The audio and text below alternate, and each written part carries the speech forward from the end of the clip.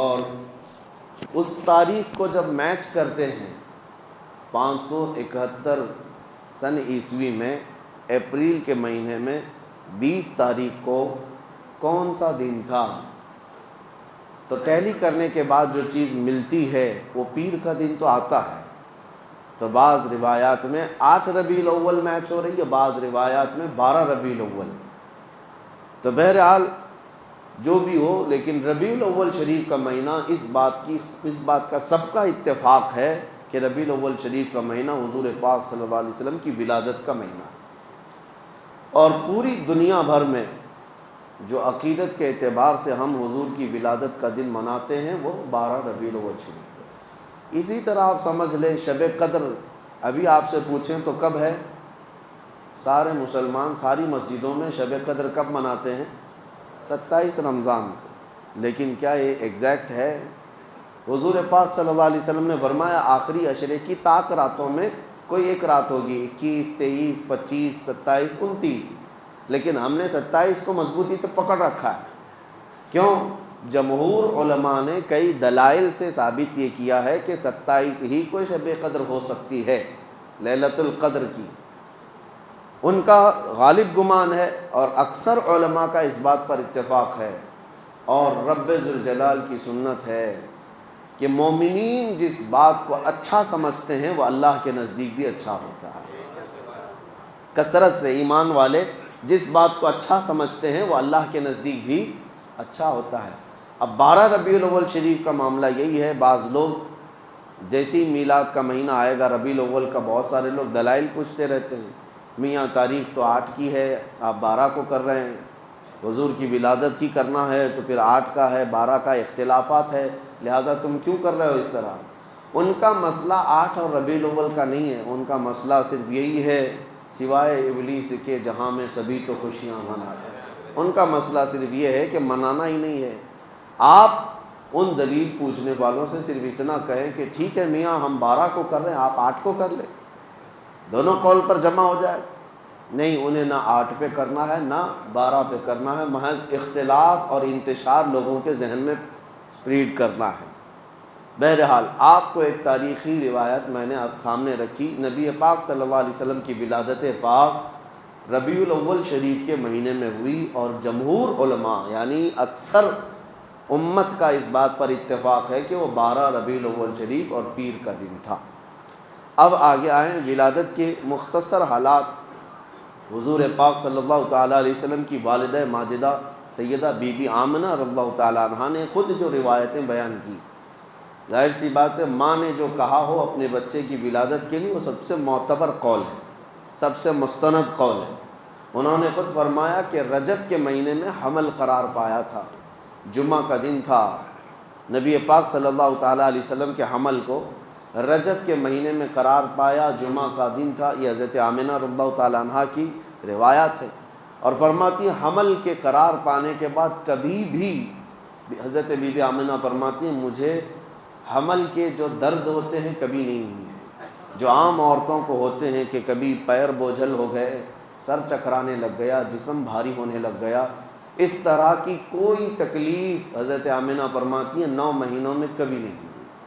اور پلس اس پر مزید یہ کہ ہر مہینے حضرت بی بی آمنہ کہتی ہیں خواب میں کوئی نہ کوئی نبی آتے اور مجھے بشارت دے کر جاتے، کبھی حضرت موسیٰ علیہ السلام تشریف لائے، کبھی ابراہیم علیہ السلام تشریف لائے، اور پھر یہاں تک کہ سفر کا مہینہ ہوا تو جبرائیل امین علیہ السلام کی آوازیں انہوں نے سنی کہ کہہ رہے تھے کہ اے فرشتوں صف بستہ کھڑے ہو جاؤ، اللہ کا محبوب آنے والا ہے۔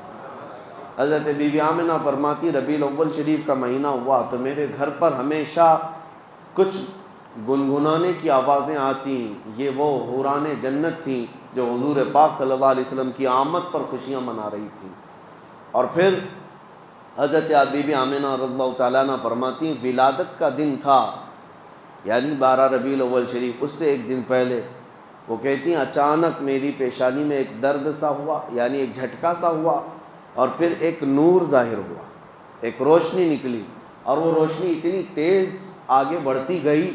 حضرت آمنہ فرماتی میں مکہ میں بیٹھ کر کے ملک شام کے محلات دیکھ رہی تھی، عراق میں شہر بصرہ کو میں دیکھ رہی تھی، مکہ سے ملک شام اور بصرہ کوئی 100-200 کلومیٹر بھی نہیں، ہزاروں کلومیٹر دور ہے، اور حضرت آمنہ فرماتی ہے میں وہاں تک کے حالات کو اپنی آنکھوں سے مکہ میں بیٹھ کر دیکھ رہی تھی۔ تو حضور پاک صلی اللہ علیہ وسلم کی ولادت یہ عام ولادت نہیں تھی۔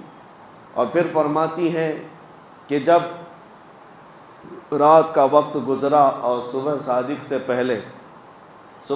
سے پہلے میرے گھر میں 3 عورتیں آئیں اچانک۔ میں گھبرائی کہ مکہ کا محلہ اس وقت سنسان تھا، میرے گھر میں 3 عورتیں آئیں۔ میں نے ان سے پوچھا کہ آپ کون ہو؟ تو ان میں سے ایک خاتون نے کہا میں بی بی آسیہ ہوں، اور ایک نے کہا میں بی بی مریم ہوں، اور ایک نے کہا میں حوا ہوں۔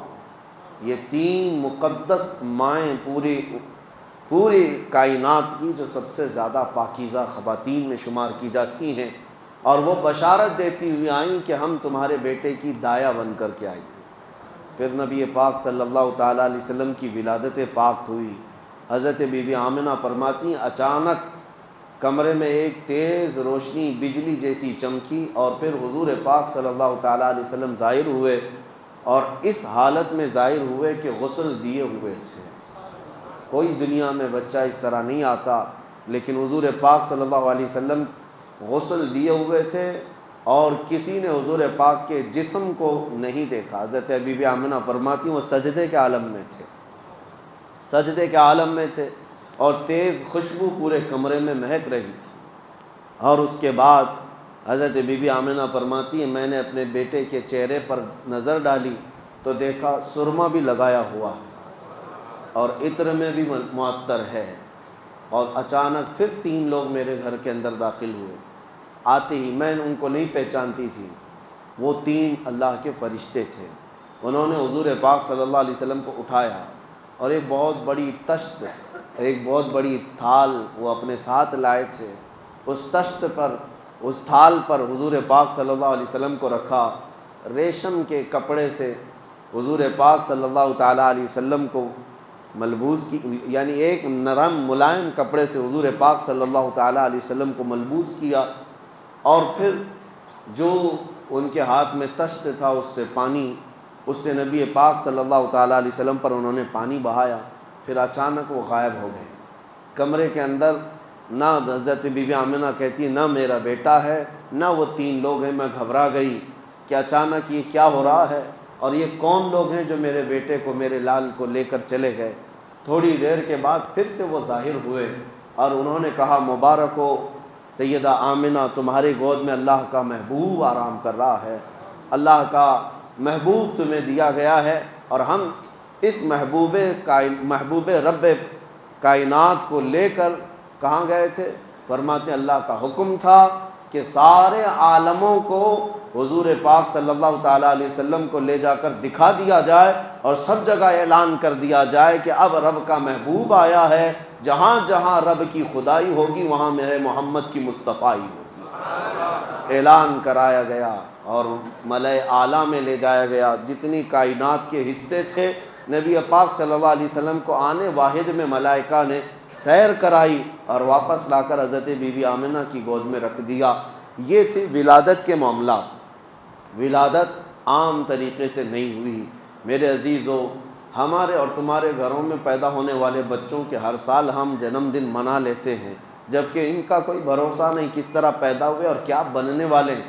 لیکن اس کائنات کے عظیم آقا محمد رسول اللہ صلی اللہ علیہ وسلم، جن کا دنیا میں آنا بھی سب سے نرالا اور جن کا پیدا ہونا بھی سب سے پاکیزہ، ان کی حیات اعلیٰ، ان کی ممات اعلیٰ، ان کی زندگی اعلیٰ، ان کی وفات بھی اعلیٰ، نبی پاک صلی اللہ تعالیٰ علیہ وسلم کا آنا سب سے انوکھا اور سب سے نرالا تھا۔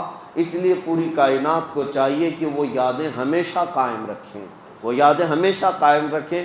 یہ حضور صلی اللہ علیہ وسلم کی سیرت کا باب ہے، بچوں کو بھی یہ ٹرانسفر کرنا ضروری ہے، یہ نقل کرنا ضروری ہے کہ حضور پاک صلی اللہ علیہ وسلم کس طرح پیدا ہوئے تھے۔ ادھر ادھر کی کہانیاں سنانے سے بہتر ہے کہ میرے مصطفیٰ کی سیرت بچوں میں منتقل کی جائے۔ اللہ کریم نبی پاک صلی اللہ تعالیٰ علیہ وسلم کی سیرت پاک کے سچے گوشوں پر ہمیں عمل کی توفیق نصیب فرمائے، اور ہمارے سینوں کو رب تعالیٰ حضور کی سیرت سے جگمگائے اور روشن و تابناک فرمائے۔ وآخر دعوانا الحمد للہ رب العالمین۔ السلام علیکم۔